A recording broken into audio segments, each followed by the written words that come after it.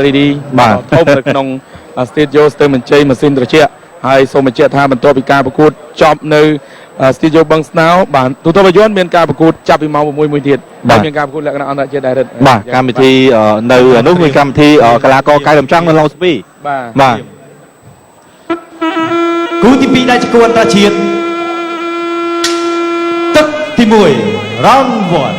ទឹកទី1ការប្រកួតកម្ពុជាមិត្តភាពថៃឡើយយន្ត្រីបង្គោលក្រហមបង្គោលខៀវប៊ុនណាំលោកចាំបាឆៃត្រកូលលោកចាំបាឆៃនេះគឺសុទ្ធតែជាកីឡាករកម្ពុជាខ្ពស់ខ្លាំងពូកែឌឺឥឡូវចាប់ដើមប្រកួតហើយសាច់សោកជ័យលោកប៊ុនណាំលោកចាំបាឆៃឥឡូវយន្ត្រីវ័យ20ឆ្នាំឡើយយន្ត្រីមកពីស្រុកកណ្ដុងហើយកំពុងស្ពឺអានប៊ុនណាំវិញគឺថាមកពីជ្រុំផែបាទជ្រុំផែខនកែនតាមការប្រកួតអញ្ញាគណៈកម្មការគូអន្តរជាតិមិត្តភាពកម្ពុជាថៃគឺលោកខឹមសុជាតិមានតូចណាស់បាទចាប់អញ្ញាចាប់កីឡាករគីឡូ7បាទគីឡូ60ហើយកីឡាករទាំងពីរប្រវត្តិល្អចុងក្រោយដូចគ្នាបាទចន្ទរាឈ្នះកីឡាករថៃបដូរប្រកួតស្លាប់ទឹកទី2ហើយប៊ុនណាំបាទគឺបានបដូរជនជាតិថៃដូចគ្នាស្លាប់ទឹកទី3បាទនេះគឺមិត្តភាពសម្រាប់ការប្រកួតថ្ងៃនេះហើយនៅរសៀលនេះក៏មានការប្រកួតផងដែរគឺការប្រកួតបាទសម្រាប់កែតម្រង់គឺថ្ងៃនេះគឺមិត្តភាពទេដោយសារតែដៃគូរបស់គេគឺកីឡាករសង្ហាថងណយគឺមានរបួសក្បាលជង្គង់អត់បានប្រកួតទេគឺសម្រាប់ពីប្រកួតអញ្ចឹងកីឡាករកែតម្រង់បាន3បន្ទុកហ្វ្រីបាទហើយឡុងសុភីជួបគ្នាជាមួយកីឡាករ T-Dex បាទជាការប្រកួតទាំងសង3បន្ទុកបន្តដែររសៀលនេះមកជើងស្ដាំរបស់ឡាយយន្ត្រីចូលគ្នាក្អមកម្ពស់ប្រហាប់ហើយប្រមាណជិត3ដូចគ្នាអបជាប់កាច់បានហើយឱកាសអញ្ញាកដាជាអ្នកបំបែកហើយព្រឹកមិញនេះគឺការប្រកួតកីឡាប្រដាល់ទម្ងន់ពិភពលោកវឡាឌីមៀរគ្រីស្កូយកឈ្នះកីឡាករជា Brian Jennings បាទគឺថាដល់ពិន្ទុដោយសារតែ12ទឹកពេញប្រកួតគ្នាអញ្ចឹងមានន័យថាទម្ងន់យក្សលើពិភពលោកអត់មានណាស់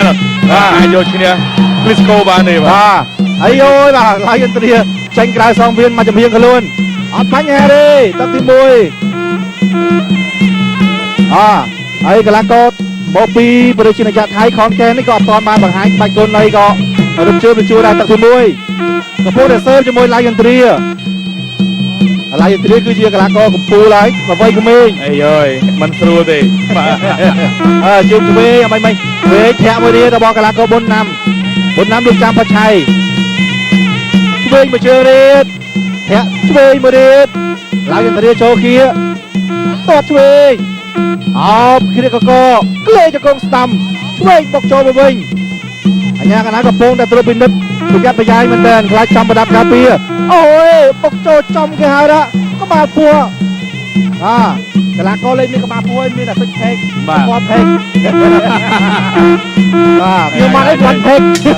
ចាប់ទឹកទី1តាមបទដ្ឋានរបស់សហរដ្ឋអាមេរិក AICMC 150ថៃ1តាមរយៈនៃលទ្ធផលនៃការធ្វើតេស្តបានបញ្ជាក់ថាស៊ីម៉ងបេតុងមួយបែបដែលប្រកបដោយគុណភាពនិងបទដ្ឋានកម្រិតខ្ពស់ស៊ីម៉ងត្រីពេជ្រនិងស៊ីម៉ងអូតជាជម្រើសល្អបំផុតមកលើទស្សនៈទឹកទី2រវាងកីឡាករទាំងពីរទៀតហើយឡាយយន្ត្រីជាមួយនឹងប៊ុនណាមចំបាឆៃយ៉ាងម៉េចយកជើងផ្ទាក់អូយកីឡាករទាំងពីរអត់សូវល្បីពីគ្នាប្រហែលទេបាទល្បីពីគ្នាអាចមានបញ្ហាឥឡូវនេះក៏បង្គោលខៀវលែងសូវចិត្តឡាយយន្ត្រីដែរគង់ចូលមួយទឹកទី1មិនស្ទាបតុងខ្លះអញ្ចឹងទឹកនេះគេអាចធ្វើអ្វីបាននៅអ្វីដែលគេអាចធ្វើបាន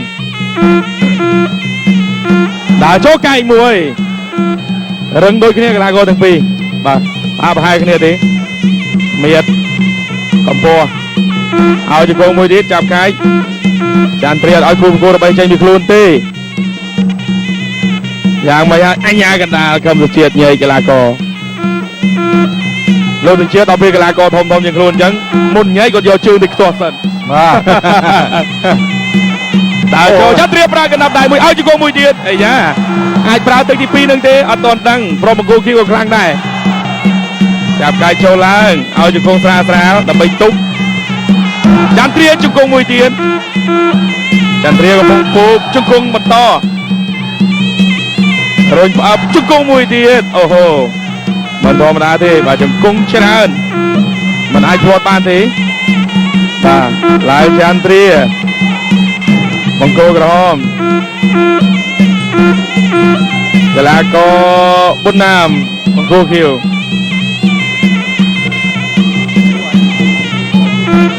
បាយក្រុមហ៊ុន UID Development ឧបត្ថម្ភចន្ទ្រា$10ឥឡូវទស្សនាការប្រកួតបន្តទៀតអាយមកប្រើនេះពិតញាក់សាច់របស់គេបាទអស់តម្រៃរៀងខ្លួនបាទចាំមើលប្រថាចន្ទ្រាសង្ឃឹម 60% ទេបាទពេលរត់សម្ភារអំបញ្ញមិញបាទហ៊ានសង្ឃឹមច្រើនទេបាទហ៊ានសង្ឃឹមប្រគួតខ្លាំងដែរបាទប្រវត្តិប្រកួតក៏ច្រើនជាងខ្លួនទៀត81ដង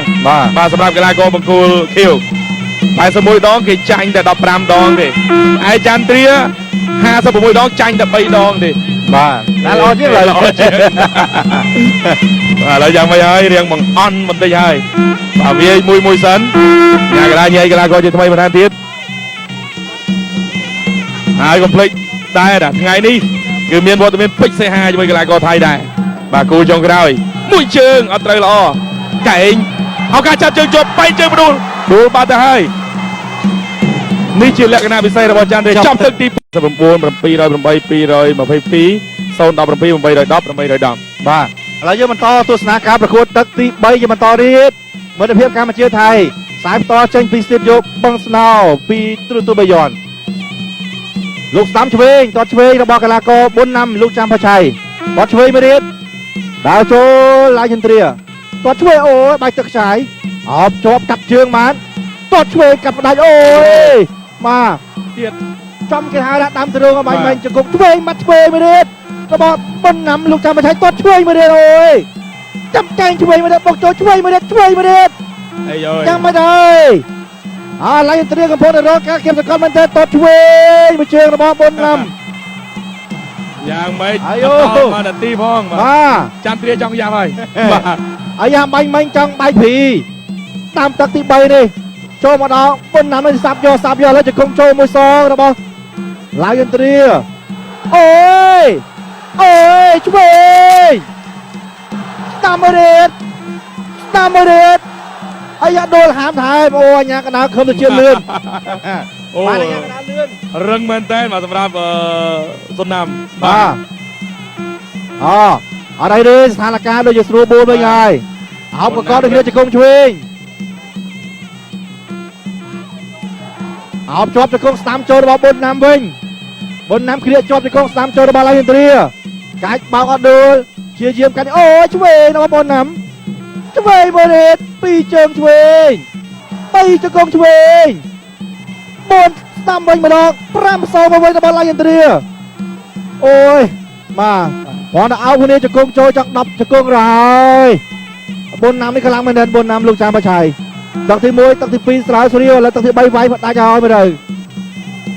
ចន្ទ្រាហាក់ដូចហត់បន្តិចហើយបាទលេងមកទៅព្រឹងមនុស្សចាស់ដល់ហើយដើរចូលឡាយចន្ទ្រារៀនលោកឆ្វេងអត់ដល់ទេអោបចំជង្គង់ឆ្វេងរបស់ប៊ុនណាំវិញឆ្វេងរបស់ប៊ុនណាំមួយទៀតជង្គង់ស្ដាំចូលរបស់ឡាយចន្ទ្រាជង្គង់ឆ្វេងតតឆ្វេងរបស់ប៊ុនណាំវិញទៅមើលបន្តទៀតគឺលោកខឹមទៅជាតិជង្គង់ចូលមើលរបស់ឡាយចន្ទ្រាចូលគៀមកឆ្វេងតតស្ដាំអូមិនគួរជើងទេ3 4 បាទលទ្ធផលមានការប្រែប្រួលភ្លាម6 7 8បាទទស្សនាភាពជាជើងរមាញ់មិញនេះបាទលោកឆ្វេងបាទលោកឆ្វេងមកដៃឆ្វេងហើយបន្តមកចូលជង្គង់បាទមកជើងទៀតអូយដៃឃុំអត់បានបាទនៅទឹកទៀតដែរបាទអូហូយឃើញថាកីឡាករប៊ុនណាមនេះគេផ្ដួលកីឡាករជនជាតិថៃគ្នាឯងស្លាប់ទឹកទី3ថ្ងៃនេះចន្ទ្រាត្រូវការ3ទឹកបាទសង្ឃឹម 60% តែ3ទឹកឯណាដើម្បីស្ទូបានមួយដៃឆ្វេងបាទមួយដៃឆ្វេងហើយថែមមួយជើងទៀតបាទពិតជាមិនធម្មតាសម្រាប់ឡាវចន្ទ្រាបង្គោលក្រហមឡាវចន្ទ្រាឈ្នះបង្គោលខៀវដោយបង្គោលខៀវសន្លប់នៅក្នុងទឹកទី3